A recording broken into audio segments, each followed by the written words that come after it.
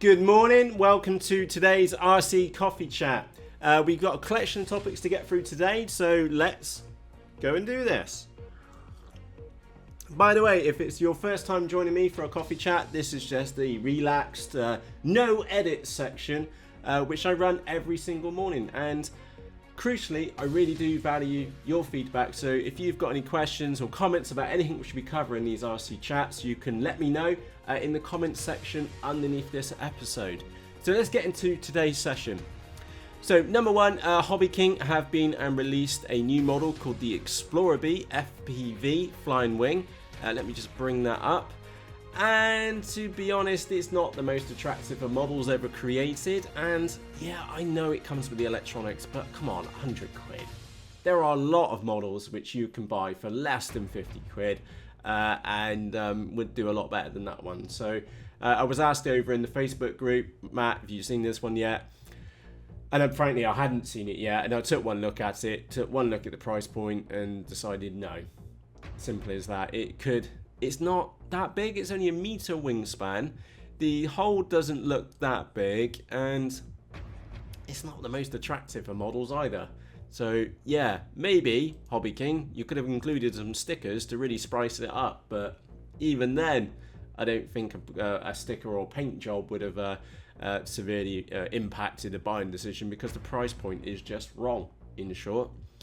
Next up is that I did go on and buy two of the Realacc Hub OSD boards in the end. I bought one and then I thought about it and I went and bought another one.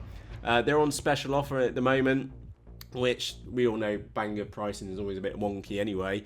But I've been and bought two because I was thinking about another model which I wouldn't mind knowing the current usage and the voltage by just simply adding a board to it. So if you didn't see yesterday's episode, this board does come with a current sensor and it's got a built-in on-screen display for your FPV equipment, which I think is a really cool idea, and it's only like 11 quid. So I thought that was a bit of a bargain, so I've been and bought two of those. If you're interested in them, then I've put a link to this one in the video description for you.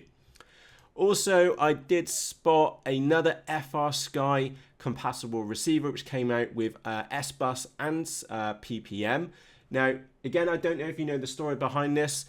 Some bright spark reworked or deciphered the Frsky protocol, which then meant that and published it publicly, which now means that we are going to get an absolute slew of inexpensive receivers available for Frsky. So if you're using a Tyrannus, that's happy days. That really is. It's because the cheaper modules are about 12 quid. And the more expensive ones, well, they go up to 30 quid, something like that. Maybe if you're going for an X8R or maybe the L9R, for example, and the brand new one, the S6R receiver, which has got the stabilization in it as well. Yeah, they're not cheap at about 30 quid a pop. So yeah, that's really good news. Do keep an eye out on the Frsky receivers, or the clones for them, especially over maybe the next 6 to 12 months, because I do see them personally, I would expect them to start hitting around about the £5 mark. So yeah, these products are new. They will start going down in price over a period of time. The Parrot Disco FPV Flying Wing is something which we've been checking up on every single day for quite a while now. Yeah, still no sales. Normally it shows as a sale is in the right hand corner, just 50 people on alert. So yeah, £1,000 for a flying wing. That's not going to go down very well. The other topic which I've got is that I've got a collection of episodes coming out very shortly. We've got some raw DVR footage of me following a Texumo around in a Texumo. We do have a little session on the Hornet FPV Flying Wing. Now, I do need to release this one at the top first, which is the unboxing of the Raven and Hornet Mini Racing FPV Wing. Then I'll release that one out down there below. That one actually needs to get deleted. We've got the prelude to me FPV in the White Horse of Westbury. We got some raw footage. Oh, and then we've got me noodling around with the BFG glider as well. So yeah, a couple of episodes on their way out. Oh, we also have the Wing Z84, which is part 6 of the RC models, which you can buy for 50 quid or $65 or less. That needs to go and get rendered on the other computer. It's ready to go. It just needs to get rendered and uploaded. Now, the final topic of today is a video which I popped out last night, which was me asking a question on the CofG of a chuck glider. Now, if you did pass a comment on that one, thank you ever so much. I really do appreciate your feedback. I'm struggling with this one, well, I was struggling with this one, and I just want to pause for a few moments just to go through some of your replies with regards to that video. So number one was Scott. Hi Matt, if you're familiar with the YouTube channel Spotcher50, yeah, I've looked that one up. Yeah, I found the model he was using. So yeah, that's basically, Scott, that's the approach which I was going to take. Jamie suggests about moving the wings forwards a bit. Not really is the honest answer to that one, right? Really having to hack her up. So yeah, Jamie, good idea. Practicality, maybe a little bit awkward.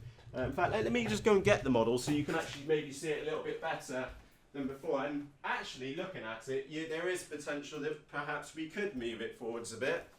So let me just go and pull these wings out. And they're all just push fit at the moment. So if we take a look at that up on the camera, is that, yeah, potentially we could come forwards a touch. That would work. Maybe we come across about half an inch, something like that. So that, Jamie, that perhaps is a good option. Yaso Slow says, as far as I can remember, chucking this glider a few times, it's definitely tail heavy. Trying to mount pennies in the nose for the CG. That's actually really a good idea, because I did unstick the nose area, and it would be very easy to just sellotape on a couple of pennies and see what she does. So yeah, really, really good suggestion. That's something which I'd not thought of. So yeah, it just kind of demonstrates the power of a community here. So I just want to say thank you again. I really do mean that. Master says, does it actually fly with that CG though? Yeah, it does. It will glide and then just do that and just nosedive, which is a bit peculiar. Andrew says, just check my mini Solos chuck glider conversion. It balances with a third chord, which just so happens is the rule of thumb. Most chuckers have a steel ball bearing under the canopy. Yes, which is what we've got on that one, which you should be able to see on the camera. And let's have a quick look. And yeah, I've seen the fox fly. Yeah, that was John. It's a really cool little thing, that one, for sure. It looks too far back, but as it flies on modifier, there's no reason why it can't fly with power on with the CG there as well. Fair enough. Finn FPV says, hey Matt, I've got the same issue with another model. 2 ways you've got. Let's click on read more. Do it like you want to and balance it with weights in the tail. But I think this will be too heavy. Yeah, this is why I'm raising the question now, is that I'm trying to add as little weight to this one as possible. Build a motor fin on the back of the plane, so you've got a pusher, maybe like the Raptor. So yeah, maybe mount, make a foam pusher up here at the top, so make a mount for a little motor to go on the top and turn her into a pusher model. Yeah, that could work in short. In fact, if I made it out of plywood, then maybe you could have it so the frame, the pusher module comes down and then goes through and actually locks the wing into place. Hey, that's not a bad idea at all. Finn FPV. Adam says, I would set the CG to third and try new glide tests. CG is easy enough to change. Yeah, I think the idea of gluing pennies on the front would work. Styrola says, if I'm not completely wrong, you can remove the canopy. If there's 2 holes in them where you can fit ball bearings, that's just a CG. I think about a motor and put mine. Yeah, fair enough. Yeah. Han says, hi Matt, I guess the original rearward CG is to give a really slow floaty glide. I would try adding a mate. Yeah, it's this nose ballast.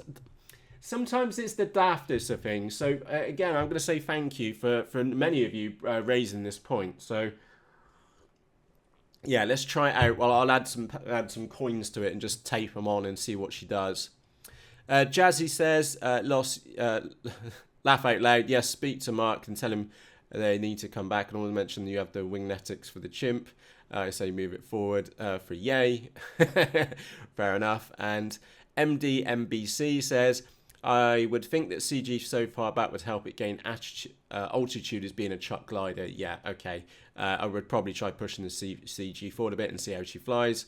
Not sure how well the Elevon idea will work. The horizontal stabilizer counter and things, but looks like fun. Ordered 2 of them to play with after your first video. Yeah, so just on the topic of these chuck gliders, I bought 2 originally from GEARBEST, and I'll put links to these in the video description for you, on the premise that I probably break one when trying to convert it, and I wanted a second one. And what's actually happened is I've only literally just got this one out of the box in the last day or so to start more seriously thinking about turning this one in, because I only received the board, which is here somewhere, which I've been a stuffed iNav on. I'm going to put a little flight control board in there. And the other one I gave to the kids. Well, no, let me get this right. The kids nicked it. And they asked if it was right to use it. And yeah, they've been playing with it loads out the front, and they've been actually really good girls with it, to be honest. And then the wife saw them and saw how much fun the girls were having with them. So we've got 4 more on the way to us as Christmas presents for the nieces and nephews, because they are really, really good fun. Yeah, the girls have played for hours with these. So yeah, if you're looking for a Christmas present, yeah, these are really good fun. And the nose, you wouldn't believe what they've done to the other one. It's gone in the ground so many times, and yeah, it's a bit crumpled on the nose, but they're still out there chucking it. And to be honest, if I didn't have this one, I could easily use the other one, because I was chopping the nose off anyway. So if you were looking for a really cheap present for friends and family or nieces and nephews, yeah, these little chuck gliders are super cheap, and they're pretty damn robust. They cost about a £5. So I bought mine from GEARBEST because they were cheaper, but you can get them if you look on eBay, and also I'll put a link into BANGGOOD as well. So yeah, happy days. So on that note, for myself, Matt, thank you ever so much for watching this episode, and also if you did leave me a comment on that episode which I published about the CofG point, thank you. I really, really do appreciate that. Yeah, that's all I can really say, so thank you. And on that note, I've got a busy day in front of me. If you're flying today, happy flying. And on that note, for myself, Matt, cheerios.